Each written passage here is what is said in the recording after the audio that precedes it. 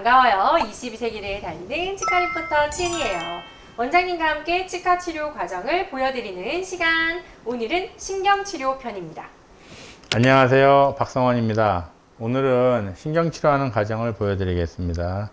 역시 모델에서 하는 게 환자에서 하는 것보다는 더 어렵습니다. 원장님, 사실 신경치료가 모든 환자분들이 굉장히 두려워하는 치료 중에 하나인데 신경치료는 어떤 경우에 하게 되는 건가요? 치아 내부에는 신경관이라 그래서 여러 가지의 감각이나 기능을 하는 연조직이 있습니다. 그 연조직이 돌이킬 수 없다고 판단되었을 때 전체를 다 제거하는 거예요. 제거하고 그 공간에는 어떤 다른 물질로 채우게 됩니다. 그 과정을 신경치료라고 하는 거죠. 그러면은 거의 회복 불가능인 상태로 충치가 깊어졌을 네, 때 네. 신경치료를 하게 된다는 말씀이시죠? 네, 네. 그럼 신경치료는 보통 몇 번 정도로 해야 되나요? 보통 그것도 개념이 또 한 3가지쯤 있는데 한 번에 다 끝낸다 이런 개념도 있고요. 또 한 3번쯤 한다 이런 경우도 있고요. 한 5-6번 한다 이런 경우도 있습니다. 5-6번까지요? 5-6번 하는 경우에는 염증이 심한 경우에 실제로 20번, 30번도 하는 경우가 드물지 않습니다. 왜냐하면 뿌리 끝에 염증은 있는데 계속 고름이 나오고 하는데 그걸 닫을 수는 없죠. 그걸 닫는다는 거는 빼겠다는 얘기거든요. 그래서 수십 번 가는 경우도 종종 있습니다. 그럼 원장님, 이게 신경치료를 해서 자연 치아를 좀 더 연장해서 쓰는 게 좋은 건지 아니면 그냥 아예 빼고 임플란트를 하는 게 좋은 건지 많이들 궁금해 하시거든요. 신경치료를 해서 자연 치아를 쓰는 게 당연히 더 좋고요. 임플란트를 하는 게 더 좋은 경우에는 교통사고 났을 때 정도의 확률로 임플란트가 더 좋다고 보시면 되겠습니다. 대부분은 자연 치아를 좀 더 쓰는 게 좋은데, 근데 그것도 경우에 따라서 조금씩 다른데, 뼈의 손상이 너무 심할 거라고 판단되는 경우에는 공격적으로 뽑을 수도 있습니다. 뼈를 보존하기 위해서 치아를 뽑을 경우가 있어요. 그럼 만약에 자연치를 살렸을 때 원장님 딱 보시기에 이거 살려도 6개월이 한계일 것 같은데 저는 그것도 의사마다 기준이 다른데, 저는 대략 3년을 쓸 수 있다고 판단되면 살리고요. 1-2년 이내에 문제가 될 거라고 생각하면 발치합니다. 저는 기준이 3년입니다. 원장님, 그럼 신경치료가 사실은 하실 때 환자분들이 좀 고통스러워하는 경우가 굉장히 많거든요. 네.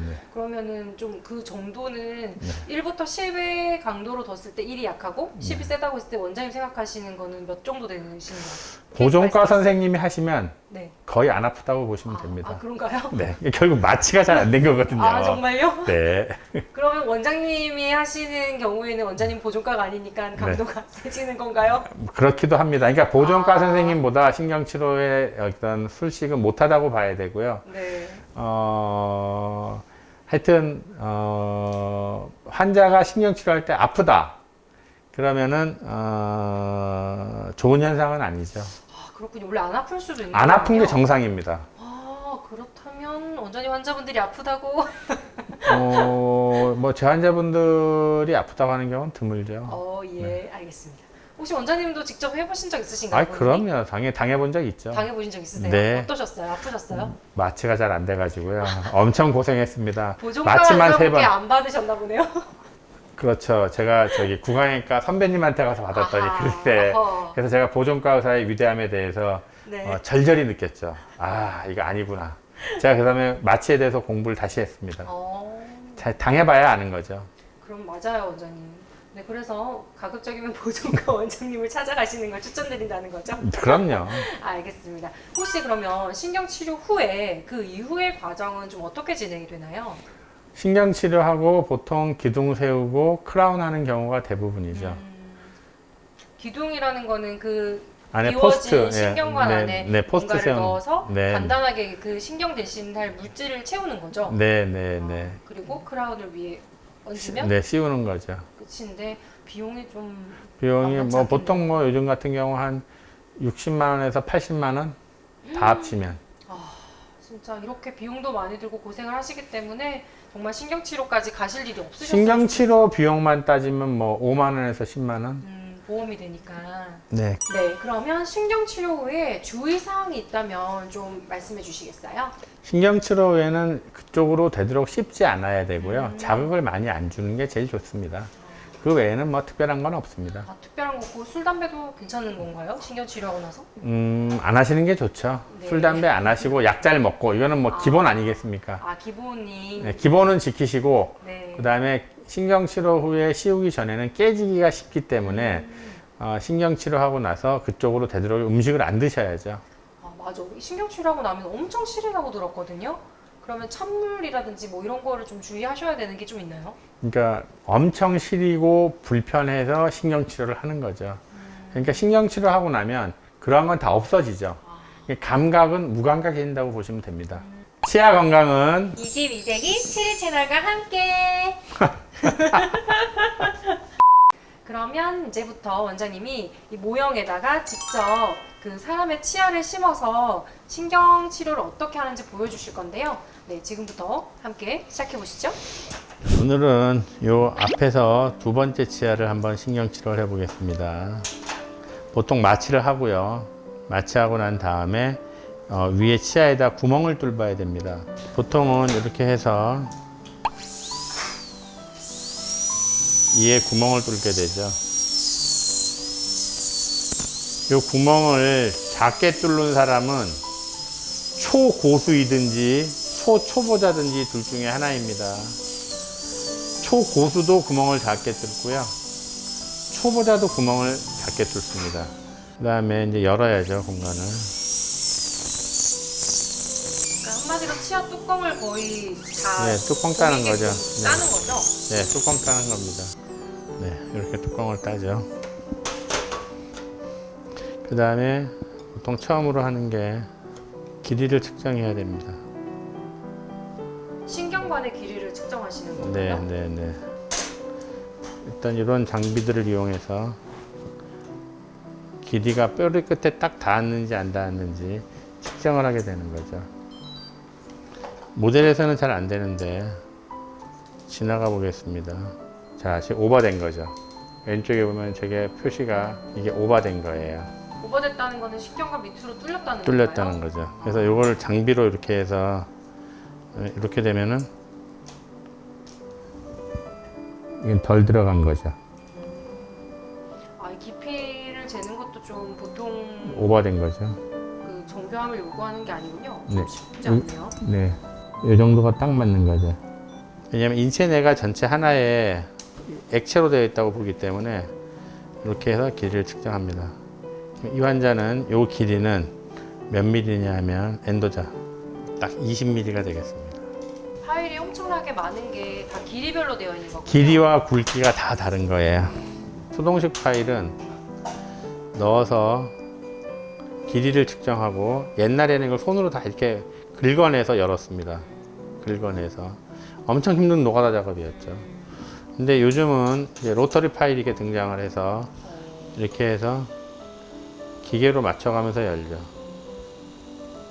이렇게 해서 이렇게 하고 순서대로 열어가면 됩니다. 그 과정을 5번 정도 반복하시는 건가요? 아니, 기구마다 하는 거죠. 기구마다. 그래서 시간도 오래 걸리고 이게 좀 네, 과정이 힘들군요. 네. 길이를 정확하게 맞춰야 되거든요. 0.5mm 이하로. 근데 워낙 훈련이 되어 있어서 다들 아주 잘 맞춥니다. 붓질하듯이 또는 빗질하듯이 살살 이렇게 맞춰서 여는 거죠. 순서대로 보통 5단계 정도 합니다. 5단계. 어느 정도 넓힌 다음에 기계적으로 어느 정도가 제거가 되었다 라고 판단을 하면은 이거는 NaOCl입니다. 이것도 액은 종류가 크게 두 EDTA랑 NaOCl로 나눠지고 보통은 NaOCl을 대부분 많이 씁니다. 꽂고 살살살 이리게이션 해내죠. 그러면 어떻게 되느냐, 이게 안에 있는 유기물을 분해합니다.